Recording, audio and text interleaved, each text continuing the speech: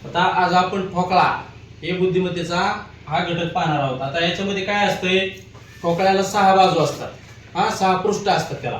तर प्रत्येक ठोकळ्यावरती प्रत्येक पृष्ठावरती वेगवेगळे अंक टाकले आहेत, असे 6 अंक आपण टाकलेले आहेत। आता आपल्याला काय करायचं आहे, याच्यामध्ये असा प्रश्न विचारलेला आहे की खालीलपैकी प्रश्नांची उत्तरे द्या। त्यातला पहिला प्रश्न असा आहे की घनाकृती ठोकळ्यात 3 च्या समोरील कोणता अंक येईल, 3 च्या समोर कोणता अंक येईल। आता सगळ्यात महत्त्वाचं म्हणजे ठोकळा अशा पद्धतीने दिलेला असतो किंवा वेगवेगळ्या पद्धतीने असतो। आता ह्या पद्धतीमध्ये कशा पद्धतीने सोडवायचा, तर एकाड एक म्हणजे एकमेकाच्या विरुद्धचे जे आपल्याला अंक आहेत ते दाखवण्यासाठी काय करावं लागेल, एकाड एक म्हणजे 1 च्या नंतर 3 येईल आणि 2 च्या नंतर 4 येईल, म्हणजे एकमेकांच्या समोर हे येतील आणि राहिलेले 6 आणि 5 हे एकमेकांच्या विरुद्ध येतील। मग अशा पद्धतीने आता आपल्याला प्रश्न काय विचारला, 3 च्या समोर म्हणजे अपोजिट साइडला समोर कोण असेल, तर 3 च्या समोर कोण असणार आहे रे, 1। 3 च्या समोर 1 पर्याय क्रमांक 1 लाच आहे।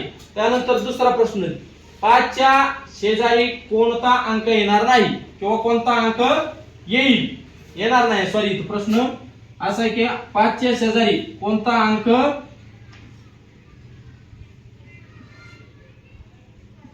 येणार नाही, असा प्रश्न येतो। तर 5 च्या शेजारी कोण येणार नाही, मग आता 5 च्या अपोजिट 5 च्या विरुद्ध साइडला कोण आहे, तेवढाच एक फक्त काय असणार आहे, तर 5 च्या शेजारी येणार नाही, नाही तर बाकीच्या सर्वांचे काय होणार आहे, 4 पृष्ठांचे काय होणार, त्याला अटॅच झालेलं असणार आहे। मग 5 च्या शेजारी जे बाकीचे आहेत ते 4 हे काय होणार आहे, अटॅच होणार ज्यावेळेस ठोकळा गुंडाळला जाईल त्यावेळेस। पण त्याच्या विरुद्ध साइडला कोण आहे, 6 आहे। जो विरुद्ध साइडचा तो त्याच्या कोणत्या साइडला चिटकलेला नसणार आहे, त्यामुळे मग तो काय आहे, तो 5 च्या शेजारी नसणार आहे। मग त्याचा जो विरुद्ध साइडचा कोण आहे 5 चा 6, तो पर्याय क्रमांक 1 ला आहे। आता याच्यामधला आपल्याला प्रश्न तिसरा, पुढचा प्रश्न याच आकृतीवरच पाहायचं आहे। आता याच्यामध्ये काय म्हणलेलं आहे, खालीलपैकी कोणती आकृती दिलेल्या घनाची नाही, म्हणजे जे हे 4 घन दिलेले आहेत त्याच्यातला एक घन हा ह्या आकृतीचा नाही, ह्या आकृतीवरून तयार होणारे 3 घन आहेत आणि एक असा आहे की तो त्याच्यावरून तयार होणार नाही। मग आता याच्यामध्ये काय केलेलं, 3 बाजू पुढे दिसतात आणि 3 बाजू यांच्या अपोजिट आहेत, म्हणजे मागच्या साईडला आहेत ते दिसणारे नाहीत।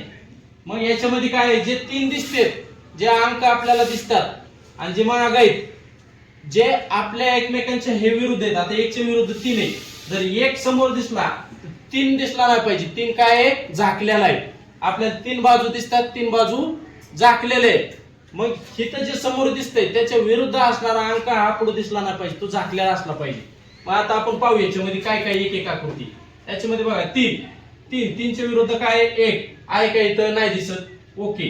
त्याच्यानंतर काय 4 च्या विरुद्ध 2 आहे का, दिसतोय का, नाही। त्याच्यानंतर 5 च्या विरुद्ध 6 आहे, दिसतोय का, नाही, म्हणजे ही आकृती याच्यावरची। त्याच्यानंतर 2 नंबरचं 6 च्या विरुद्ध काय या 5 दिसतोय का, नाही। त्यानंतर 1 च्या विरुद्ध काय आहे, 1 च्या विरुद्ध 3 आहे, 1 च्या विरुद्ध 3 हे दिसतंय, म्हणजे ही आकृती वेगळी। आता आपण त्याचप्रमाणे पुढचे पण पाहू किती बरोबर आहे का बाबा। आता याच्यामध्ये काय आहे, 3 च्या विरुद्ध काय 1 आहे का, दिसतंय का, नाही। त्याच्यानंतर 5 च्या विरुद्ध 6 आहे, याच्यामध्ये दिसतंय का, नाही। आणि 2 च्या विरुद्ध 4 आहे, याच्यामध्ये पुढे दिसतंय का, नाही, म्हणजे ही पण आकृती याच्यावरची। त्याचप्रमाणे आपण इथं पुढे पण पाहू, 3 च्या विरुद्ध काय आहे, 1 आहे का त्याच्यामध्ये, 4 मध्ये नाही।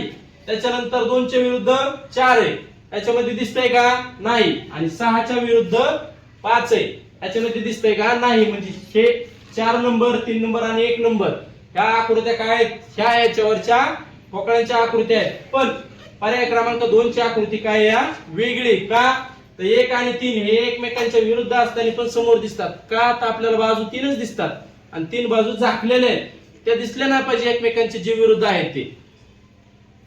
आता या ठोकळ्यामधला आपल्याला दुसरा प्रकार बघायचा आहे, म्हणजे आकृती दुसरी। आता याच्यामध्ये काय आहे, याच्यामध्ये पण त्याच पद्धतीने एकमेकांच्या विरुद्ध शोधायचे, त्यावरून हे काय करायचे, आपल्याला उपप्रश्न जे 2 दिलेले आहेत ते काय करायचे, ते सोडवायचे। आता सगळ्यात सुरुवातीला काय करायचं, ठोकळा सोडून घ्यायचा। ठोकळा सोडविताना काय करायचं, पहिला पद म्हणजे पहिलीची चौकट आहे त्याच्यावरून काय करायचे, त्याचे 1 सोडून दुसरं 2 नंबरचं काय करायचं, ते एकमेकांच्या विरुद्ध असते। आणि त्यानंतर 2 नंबरचा आणि 4 नंबर हे एकमेकांच्या विरुद्ध असते। जे साइडला जे 2 राहिलेले असतात ते एकमेकांच्या विरुद्ध असतात। मग अशा पद्धतीने काय करायचं, आपल्याला एखादे उपप्रश्न सोडवायचे। आता पहिल्या प्रश्नामध्ये काय म्हणलं, जे दोन टिंब आहेत, जे दोन डॉट आहेत, त्या दोन डॉटच्या विरुद्ध आहे साईडला, म्हणजे च्या समोर कोणती आकृती येईल, त्याच्या विरुद्ध साईडची कोणची ती आपल्याला शोधायची. आता दोन डॉट असल्यावर चौकोन कुठे येतंय, त्याच्या विरुद्ध काय, या ज्याचे 4 डॉट आहेत असं काय असणार आहे, तो जी साईड आहे ती 4 डॉटची ती त्याच्या विरुद्ध असणार आहे. ते याच्यामध्ये कुठे दिसते रे आपल्याला, पर्याय क्रमांक 2 मध्ये. त्याच्यानंतर दुसरा, याच्यामध्ये काय दुसऱ्या प्रश्नाला विचारलंय, ज्याच्या पुढे 6 डॉट आहेत त्याच्या शेजारी कोणती आकृती येणार नाही. त्याच्या शेजारी कोणती आकृती येणार नाही हे आपल्याला पाहिजे. मग आता इथं 6 आहे, हे पूर्ण जर हे आपण असणारा ठोकळा हा उलगडलेला आहे, ज्यावेळेस आपण तो झाकू त्यावेळेस काय होणार आहे, ज्या इतर 4 बाजू आहेत त्या कोणत्या तरी एका पृष्ठाला सगळ्यात चिटकलेल्या असणार आहे 4 साईडनी. फक्त काय होणार आहे, जो त्याच्या विरुद्ध आहे अपोजिट साईडला आहे तोच फक्त त्याला कोणत्याही साईडनी कुठेही चिकटलेला नसणार आहे, तो त्याची शेजारी नसणार आहे. मग आता 6च्या विरुद्ध कोण आहे ते आपल्याला पाहावं लागणार आहे. प्रश्न तोच आहे, विरुद्ध किंवा समोरचा किंवा च्या शेजारी नाही, म्हणजेच ते सगळ्यांचा अर्थ एकच होतो. मग 6च्या शेजारी कोण नाही, हे बाकीचे सर्व त्याचे शेजारी असणार आहे. त्याच्या अपोजिट साईडला कोण असणार आहे, ज्याच्यावरती 1 डॉट आहे असा, तो त्याच्या अपोजिट साईडला असल्यामुळे तो त्याचे शेजारी नसणार आहे. मग एक असा डॉट असल्यावर पर्याय क्रमांक 4 हे याचं उत्तर असणार आहे. अशा पद्धतीने सोप्या पद्धतीने काय होणार आहे, ठोकळा आपण समजून सांगितलेला आहे. जर आम्ही शिकवलेले जर हे व्हिडिओ किंवा हे ट्रिक्स आवडल्या तर सर्वांनी लाईक करा, चॅनलवर जर नवीन असाल तर फॉलो करा. थँक्यू.